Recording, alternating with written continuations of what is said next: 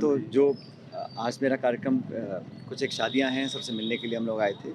लेकिन जो कांग्रेस पार्टी की तैयारियां हैं वो पुरजोर शोर ऑलरेडी चालू हैं।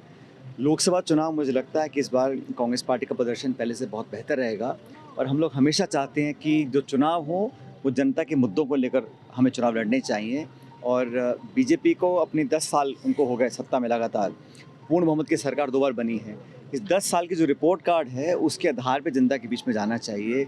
उन्होंने इन 10 सालों में कितनी गरीबी को ख़त्म किया है, कितना कालाधन समाप्त किया है, कितने रोज़गार दिए हैं, कितना निवेश आया है, चिकित्सा, बिजली, अस्पताल, इन सब चीज़ों पर अगर रिपोर्ट कार्ड जनता देखेगी तो स्वतः ही निर्णय करेगी किसने काम बेहतर किया। लेकिन भाजपा की कोशिश ये रहती है, जैसा आपने देखा चंडीगढ़ में जो हुआ, जो बहुमत के साथ पर्ची का वोट पड़ा, उसको अधिकारी खुद ही खारिज करके उस पे लिख रहे हैं और लोकतंत्र की हत्या कर रहे हैं।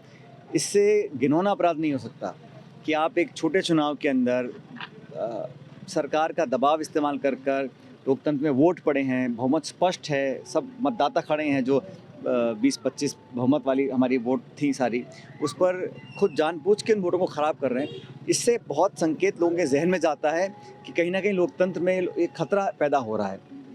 मैं मानता हूं कि 70 साल में जिन संस्थाओं को अलग अलग सरकारों ने पोषित किया है, उन संस्थाओं को मजबूत बना रखना हम सबकी जिम्मेदारी है। सरकारें आती जाती रहती हैं, लेकिन इस देश का जो लोकतंत्र है, इस देश की जो संस्थाएं हैं, उनसे अगर जनता का विश्वास उठ जाएगा तो बहुत बड़ा, मैं समझता हूँ, नुकसान देश का, समाज का होगा। इसलिए 10 साल के रिपोर्ट कार्ड पर चुनाव लड़े जाने चाहिए। और जो हाल ही में हमारा इंडिया गठबंधन बना है, ये बात बिल्कुल सही है कि नीतीश कुमार जी पाला बदल गए एक बार फिर और बीजेपी के साथ चले गए हैं। लेकिन मैं नहीं समझता हूँ कि हमारी इंडिया अलायंस का जो गठजोड़ है, जो हमारा सीट शेयरिंग है, जो हम इकट्ठा चुनाव लड़ रहे हैं, जिन मुद्दों को लेकर सामने आए थे, उसमें कहीं को फ़र्क पड़ेगा। मजबूती से चुनाव लड़ेंगे। राहुल गांधी जी की यात्रा लगातार चल रही है। 2 दिन की यात्रा राजस्थान में भी होगी, लेकिन अभी वो 4-5 दिन के लिए छत्तीसगढ़ भी यात्रा आएगी उड़ीसा जाने के बाद। वो जो रिस्पॉन्स मिल रहा है बिहार में, जहाँ कांग्रेस बहुत ज़्यादा मजबूत नहीं थी, लेकिन आज धरातल पर हज़ारों हज़ार लोग उस यात्रा में शामिल हो रहे हैं। इस बात से भाजपा भयभीत है और राहुल गांधी जो मुद्दे उठाए हैं वो मार्मिक मुद्दे हैं, जनता के मुद्दे हैं और उन्हीं इश्यूज़ को पब्लिक पसंद कर रही है, ऐसा मैं मानता हूँ। बीजेपी का कहना है कि राम मंदिर के बाद बीजेपी 400 पार हो जाएगी। नहीं, राम मंदिर का जो निर्माण हुआ है ये इस देश की सर्वोच्च अदालत के निर्णय के बाद हुआ है। जब सुप्रीम कोर्ट ने वो निर्णय दिया, उसका सबने स्वागत किया है। और प्रभु श्री राम का अगर भव्य मंदिर का निर्माण हुआ है, उसमें सबको खुशी है, सब उसमें शामिल हैं। लेकिन उस निर्माण का श्रेय लेना, भगवान राम को सीमित कर देना, भगवान राम कण कण में है, रोम रोम में है। और मैं कई बार कह चुका हूँ, भगवान राम के बिना इस सृष्टि की कल्पना नहीं की जा सकती है। तो अब इतना व्यापक स्वरूप किसी भगवान का हो, सबकी आस्था उसमें हो, और राम किसी एक दल, एक समुदाय, एक सरकार, एक नेता, एक पार्टी, एक देश के नहीं है, पूरे ब्रह्मांड के हैं। तो उनको सीमित कर देना और उस पर राजनीति की दृष्टिकोण से उसको देखना, उसको मैं गलत मानता हूँ। इसलिए पब्लिक इश्यूज़ को लेके जज्बातों से परे हटकर वास्तविकता में चुनाव लड़ें, मुद्दों के आधार पर, इश्यूज़ के आधार पर चुनाव लड़ें। और कांग्रेस पार्टी का परफॉर्मेंस राजस्थान में बहुत बेहतर होगा इस बार। विधानसभा चुनावों में पार्टी को हार मिली, तो अब क्या मुद्दे हैं जिनके बीच लोकसभा? अभी सरकार को बने 1.5-2 महीने हुए हैं। अभी पूरे पंचायतों में काम ठप है, कोई डेवलपमेंट का काम हो नहीं रहा, खाते सीज कर दिए हैं, कोई इंफ्रास्ट्रक्चर का डेवलपमेंट का काम नहीं हो रहा। पुरानी सरकार के जो काम हमने सैंक्शन किए वो रोक के बैठे हुए हैं।